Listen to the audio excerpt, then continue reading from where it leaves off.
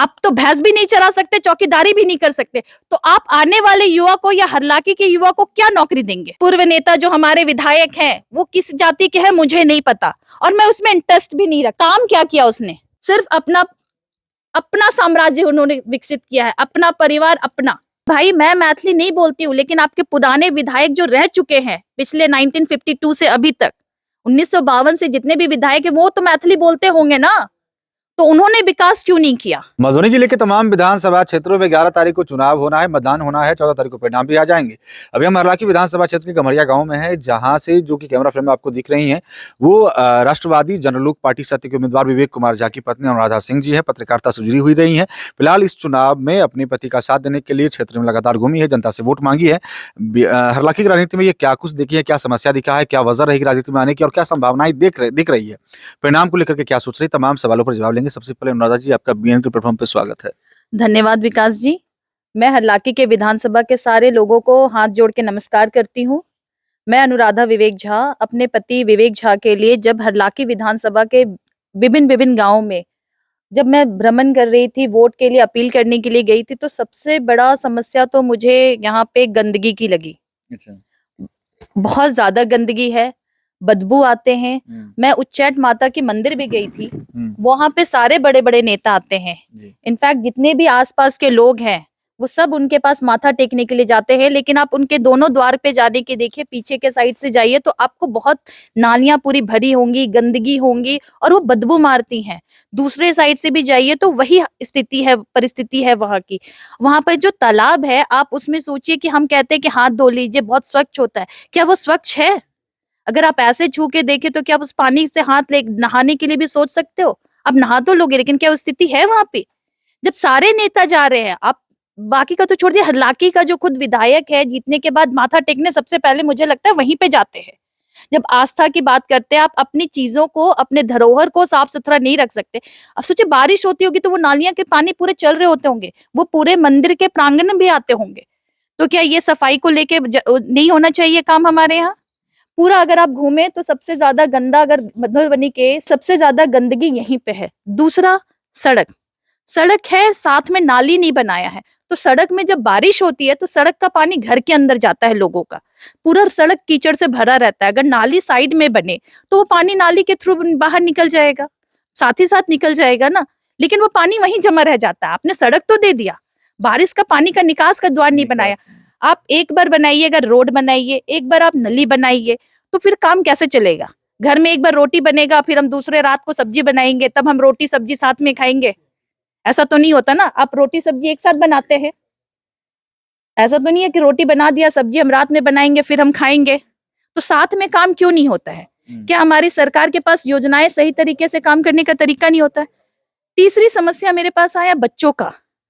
जब मैं घूम रही थी तो सारे क्षेत्र में देख रही हूँ, सारे बच्चे घर पे होते, चाहे मैं सुबह निकलती हूँ, दोपहर या शाम या रात होता है, सारे बच्चे रोड में खेल रहे होते हैं, पूरे ऊपर से नीचे तक मिट्टी में लप्त होते हैं, गाड़ी के पीछे भाग रहे होते। क्यों? स्कूल है ना हमारा, बच्चे स्कूल जाते ही नहीं है। स्कूल क्यों नहीं जाते हैं? पहला तो माँ बाप को बच्चों को स्कूल 9 से 6 स्कूल पढ़ाई लिखाई पे ध्यान देना चाहिए। यहाँ पे तो पढ़ाई लिखाई को लेके कोई भी बातें नहीं करता है। कोई भी नेता आता, हम नौकरी दे देंगे, ये दे देंगे, वो दे देंगे, सारी बातें हो रही है ना, हम नौकरी दे देंगे, घर दे देंगे, वो। अरे नौकरी किसको दोगे आप? जब आपका बच्चा ही नहीं पढ़ेगा तो आप उसको क्या नौकरी दोगे? पहले तो आप शिक्षा का बंदोबस्त करोगे ना। जब शिक्षा नहीं मिलेगा तो आप उसको क्या नौकरी दोगे? चौकीदार का, कूली का, बोझ उठाने का? तो ये नौकरी तो वैसे भी कर सकते हैं, तो आप क्या दे रहे हैं? ये नौकरी तो पलायन में भी जाके लोग कर रहे हैं, मुंबई दिल्ली हर जगह पे लोग जाके कर ही रहे हैं। तो आपको अगर अपने बिहार में नौकरी बढ़ानी है और यहाँ के लोगों को यहीं रखना है, तो आप पहले अपने भविष्य को तो बढ़ाएं। एजुकेशन पे पहले काम हो, एजुकेशन पे काम हो। ये सबसे बड़ी समस्या मैंने देखा है कि यहाँ पे 8 साल 10 साल के बच्चे भी नहीं जा रहे हैं स्कूल। मतलब स्कूल जाते हैं तो कहते हैं कि मैं स्कूल जा रहा हूँ, नहीं जा रहा हूँ, कुछ पता नहीं। लेकिन एक्चुअली एक क्वेश्चन बीच में भी आ जाता है, अगर आप विधायक बन भी जाते हैं तो इतना सारा सिस्टम को आप अकेले कैसे बदल पाएंगे? देखिए, कोई भी चीज, एक बच्चा जब पैदा होता है तो वो तुरंत दौड़ने नहीं लगता है। किसी भी बच्चे को चलने में भी 9 महीने, 10 महीने, 11 महीने, 12 साल भर लग जाते हैं। इनफैक्ट एक बच्चा पैदा होने में भी 9 महीने लगते हैं। तो मैं ये नहीं कह रही हूँ कि आज मैं विधायक बन जाऊंगी और कल मैं ये चीजें कर दूंगी। हमारे पास 5 साल का समय है। आप धीरे धीरे कोशिश तो करोगे। आप एक घर भी बनाना चाहते हो तो पहले बुनियाद डालते हो। बिना बुनियाद के घर बनता है क्या? उस घर को बनाने में भी 3 साल, 4 साल, 5 साल, किसी किसी घर को 10 साल भी लग जाते हैं। तो जब आप काम शुरू नहीं करोगे, समस्या पे आप बात नहीं करोगे, लोगों को समझाओगे नहीं, तो वो चीजें कैसे होंगी? तो आप मुझे बताइए कि मैं जाके हर घर में बोलूं कि नहीं आप मुझे वोट दे दीजिए, मैं 10,000 रुपया आपके सालाना आपके अकाउंट में आएगा, मात्र ऐसा आएगा। अरे वो डालने की जरूरत ही क्यों है? जब आपका बच्चा पढ़ लिख लेगा, भविष्य बन जाएगा, तो किसी को वृद्धा पेंशन की जरूरत पड़ेगी? किसी घर का इनकम अगर लाख रुपए है या 50,000 रुपए है, घर की सारी जरूरतें पूरी हो रही है, तो किसी माँ बाप को या किसी भी बूढ़े बुजुर्ग को वृद्धा पेंशन की जरूरत है? लेकिन इतना खामी आप बता रहे हैं तो इस पूरे सिस्टम को संभालने में जिस तरह का आप सपना देख रही हैं, लंबा अरसा लग सकता है। तो लंबा लेकिन अरसा लोग तो लग सकता है। हाँ। हाँ, मैं ये कह रही हूँ कि लंबा अरसा लगेगा। मैंने अभी बताया कि कोई भी काम तुरंत नहीं होता है। एक बच्चा को वोटर का राइट भी 18 साल के बाद जाके मिलता है। तो हम जब काम शुरू नहीं करेंगे तो कैसे होगा? हमें शुरुआत तो करनी पड़ेगी। तो हम शुरुआत अपने घर से क्यों ना करें? मैंने ये नहीं कहा कि मैं एक बार में पूरा बिहार का रुख बदल दूंगी, लेकिन मैं अपने घर से तो शुरू करूंगी। हरलाखी हमारा घर है, हमारा विधानसभा है। अगर हम अपने क्षेत्र में अगर एक पंचायत भी अगर इस तरीके से काम करने लगा 2 साल में, तो क्या पंचायत देख दूसरी पंचायत देख के या दूसरे पंचायत की मुखिया देख के चीजें सीखेंगे नहीं? कॉपी कर सकते हैं, बिल्कुल। ऑब्वियसली करते हैं। हमारे यहाँ तो कॉपी सबसे ज्यादा चलता है। एक रील बनाता है तो दूसरा आदमी भी रील का काम शुरू कर देता है। तो ये तो कॉपीराइट्स तो हमारा इंडिया का हक है, और इंडिया एक ऐसा जगह है जहाँ सबसे ज्यादा जुगाड़ पे काम होता है। अच्छा, अभी आप क्षेत्र में घूमी हैं, एक्सेप्टेंस को लेकर के कैसा लगा है? विवेक जी का एक्सेप्टेंस या उनकी नई पार्टी थी, आप लोग नए यहाँ पे आए हैं क्षेत्र में, तो क्या लग रहा है पब्लिक का माहौल? देखिए, मैं जितने लोगों से मिली हूँ, ऑब्वियसली हमारा चेहरा बिल्कुल नया है, तो सारे लोग पहचानते नहीं हैं। तो हर लोगों को घर घर जाके पहचानने में, बताने में, समझाने में समय लगेगा। लेकिन यहाँ के लोग बेवकूफ भी नहीं है। वो आपके थ्रू देख रहे हैं, चीजें घूम रहे हैं। अगर एक आदमी के पास जा रहे हैं तो वो 4 आदमी को जरूर बताते होंगे। तो सबसे बड़ी बात है कि आप ये देखिए कि हमारे यहाँ जो 10 विधायक प्रत्याशी खड़े हुए हैं, उनमें से कितने प्रतिस्पर्धी बात कर सकते हैं, बोल सकते हैं, आपको समझा सकते हैं। वो मैथिली में तो बोल सकते हैं। मेरे पास पिछले मेरे एक इंटरव्यू में कमेंट्स आया था कि आप मैथिली नहीं बोलती हैं, तो आप पहले मैथिली सीखिए। अरे भाई, मैं मैथिली नहीं बोलती हूँ, लेकिन आपके पुराने विधायक जो रह चुके हैं पिछले 1952 से अभी तक, 1952 से जितने भी विधायक है वो तो मैथिली बोलते होंगे ना। तो उन्होंने विकास क्यों नहीं किया? विकास करने के लिए मैथिली बजने की जरूरत नहीं है, मैथिली समझने। मैं ये नहीं बोलती कि मैथिली बहुत बुरी, मैं सीखने की कोशिश कर रही हूँ। ठीक है, ऐसा नहीं कि मुझे मैथिली समझ में नहीं आती। अगर मुझे मैथिली नहीं समझ में आती तो मैं आंसर कैसे करती, मैं लोगों को कैसे समझाती? लेकिन विकास के लिए मैथिली भाषा नहीं, विकास के लिए सोच और काम करने की जरूरत है। तो वो काम कौन करेगा? मैथिली भाषा या आपका विधायक? विधायक करेगा ना। तो उसमें मैथिली भाषा और हिंदी और इंग्लिश की जरूरत ही नहीं है। अब मैं मैथिली में जाके विधानसभा में तो नहीं बोलूंगी ना। कल को विधानसभा लगेगा, और वैसे मैं प्रत्याशी नहीं हूँ, प्रत्याशी मेरे पति है, और उनको बहुत अच्छे से मैथिली आता है क्योंकि ये यहीं के बच्चे हैं। ठीक है, तो वो मैथिली में जाके बोलेंगे विधानसभा में। कल को उनको दिल्ली में प्रेजेंट करना हो, हरलाखी को अगर दिखाना हो कि हरलाखी क्या है, क्या समझाना है, तो मैथिली में जाके तो नहीं बजेगा ना। वो हमारा राष्ट्र भाषा है और हिंदी हमारी राष्ट्र भाषा है, तो हिंदी बोलने में हमें कोई दिक्कत नहीं होनी चाहिए। अब वक्त खत्म हो चुका है, प्रचार भी थम चुका है, 11 तारीख को मतदान भी हो जाएगा। क्या लग रहा है, कितना असर आप लोगों का प्रचार प्रसार पर और अपनी चीजों को समझाने में आप लोग जो लगाए हैं, क्या रहेगा? देखिए, मैं जितने लोगों से मिली हूँ और मैं जितने लोगों को समझा सकती थी, उन लोगों को मैंने बहुत अच्छे से समझाया है कि आपको जो भी बेनिफिट्स मिल रहा है वो आपके काम के लिए नहीं मिल रहा है, कि आपको विकसित करने के लिए नहीं मिल रहा है। वो आपको अपने वोट लेने के लिए दे रहे हैं। आपको अगर विकसित करने के लिए होता तो आपको रोजगार देते, आपको अपनी सरकार की योजनाओं को समझाते। ऐसा नहीं है कि हमारी भारत सरकार योजनाएं नहीं बनाती। 175 तरीके का मिनिमम होंगे हर क्षेत्र के लोगों के, हर वर्ग के लोगों के लिए हमारे यहाँ योजनाएं। लेकिन क्या हमारे करंट विधायक को या जो आने वाले विधायक हैं या जो प्रत्याशी हैं, उनको ये भी पता है कि राज्य सरकार और केंद्र सरकार कितने तरीके की सुविधाएं और कितनी सरकार की तरीके की योजनाएं लेके आए हैं? मैं अपने पति की बात नहीं करती हूँ, मैं खुद अकेले, मैं हूँ उनकी पत्नी। आपके जितने भी विधायक हैं इस क्षेत्र में, वो मेरे से 1 to 1 टेबल में बैठ जाएं। एक टेबल में मैं उनसे एक करके बात करना चाहती हूँ कि वो क्या कहते हैं और मैं क्या करती हूँ और मेरे पति क्या करेंगे और उनका क्या प्लान है। लेकिन ये जो वोट हम पैसे दे के वोट बदल दें या फिर हम जाके ये रोजगार दे देंगे, जैसे मैं सुन रही हूँ कि बाकी पार्टी रोजगार देंगे। अरे भाई आप पहले खुद तो पढ़ ले, 10th पास तो नहीं है आप, आपको रोजगार कौन देगा? अगर आपके माँ बाप आपको घर से निष्कासित कर दे, बाहर निकाल दे, तो आपको नौकरी कौन देगा? आप तो भैंस भी नहीं चरा सकते, चौकीदारी भी नहीं कर सकते, तो आप आने वाले युवा को या हरलाकी के युवा को क्या नौकरी देंगे? आप बताइए, ये सवाल गलत है या सही है? मैं खुद 10वीं पास नहीं हूं और मैं लोगों को बोलूं कि मैं नौकरी बांटूंगी। अरे भैया मुझे नौकरी कौन देगा अगर मेरे माँ बाप का नाम पीछे से हट जाए तो? और बिना उनको नाम लिए हुए आप तेजस्वी यादव पे निशाना साध रहे हैं। आप समझदार के लिए इशारा काफी है, समझदार के लिए इशारा काफी है। मैं कुछ गलत कह रही हूं? मैं नाम क्यों लूं? सबको पता है, लेकिन लोग चीजें एक्सेप्ट करने को तैयार, स्वीकारने को तैयार नहीं है। जानते सबको सब कुछ है, लेकिन वो डंके की चोट पे बोल नहीं सकते ना, क्योंकि आपको बताया गया है कि ये मिल जाएगा, वो मिल जाएगा। मैंने सुना कि अभी मेरे घर में डिस्कशन हो रहा था, मेरी काकी सास लोग, बुआ सास लोग आई थी कि शुगर मिल ओपन हो जाएगा यहाँ पे, जो बंद है, जो कोई नहीं करवा सका वो मैं ओपन करवा दूंगा। अरे भाई शुगर मिल कैसे ओपन करवाओगे? आपके क्षेत्र में, बिहार क्षेत्र में क्या शुगर की गन्ने की खेती होती है? आप घूम रहे होंगे, क्या गन्ने की खेती है हमारे यहाँ? जब मिलें बंद हुई तो खेती भी बंद होगी, पहले होती खेती थी। बंद हुई थी तभी मिलें बंद हुई। अभी जो खेती है वो उत्तर प्रदेश में है, ठीक है? तो उत्तर प्रदेश की जो शुगर मिल है वहां से वो खरीदेगी, सस्ती चीनी मिलेगी, या हम वहां से 20 रुपए किलो गन्ना लाएंगे, फिर ट्रांसपोर्टेशन कॉस्ट ऐड करेंगे, फिर हम 35 रुपए का बनाएंगे तो हम 50 रुपए का चीनी बेचेंगे? या यूपी का जो शुगर मिल है वो 20 रुपए में खरीदेगा, 30 रुपए खर्च होगा और 35 रुपए में मुझे बेचेगा? तो आप बेवकूफ किसको बना रहे हो? जनता को?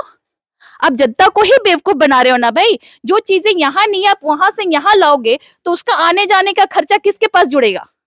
आपका ना।